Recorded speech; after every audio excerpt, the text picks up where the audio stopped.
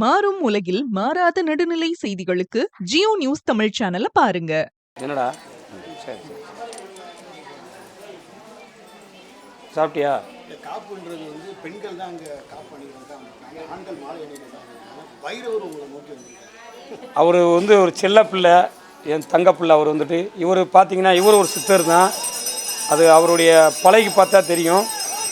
இவருடைய நிலை வந்து என்னென்னா, ஒரு மனிதன் எப்படி ஒரு கால் மேலே கால் போட்டு உட்காந்துருப்பாரோ அது மாதிரி தான் இவர் உட்காந்துருப்பார். ஒரு பார்வை அப்படி தான் இருக்கும். இவர் ஒரு நிலையான ஒரு சித்தர். அவருடைய முகத்தை பார்த்தா தெரியும். அவர் நம்ம பூஜை முன்னாடி சங்கு முழங்கும் போது அவரும் முழங்கி சங்கு முழங்குவார். மற்றவங்க ஊழ விடுவாங்க, சங்கு முழங்குவார் அவரும். 7ஆம் ஆண்டு திருவிழா. 7ஆம் ஆண்டு திருவிழான்றது சாதாரண விஷயம் கிடையாது.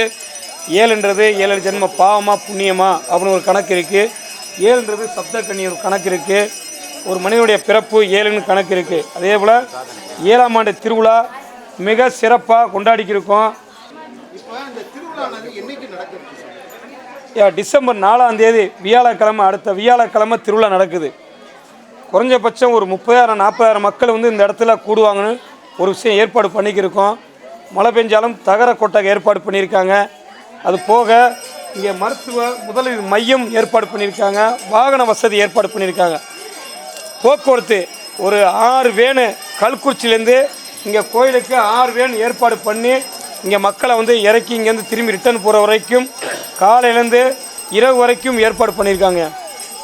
வரக்கூடிய பக்தர்களுக்கு என்னென்ன சிறப்பு ஏற்பாடுகள் பண்ணியிருக்காங்க? மெயினாக வரக்கூடிய பெண்களுக்கு கழிப்பிடம் தேவை, உட்காந்து ஓய்வு எடுக்கிறதுக்கு உணவு, இதெல்லாம் வந்து கோயில் சார்பாக ஏற்பாடு பண்ணுவாங்க. இங்கே வர்ற பக்தர்களுக்கு குடிநீர் வசதி, சுத்தமான குடிநீர் வசதி, உணவு வசதி, அதே போல் தங்கும் வசதி ஏற்பாடு பண்ணியிருக்கு.